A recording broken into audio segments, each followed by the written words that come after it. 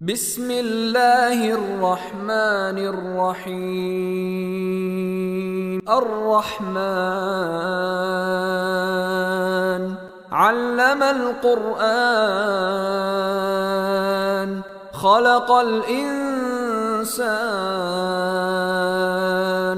علمه البيان.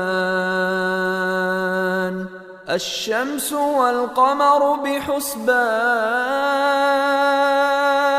والنجم والشجر يسجدان. والسماء رفعها ووضع الميزان، ألا تطغوا في الميزان، وأقيموا الوزن بالقسط ولا تخسروا الميزان.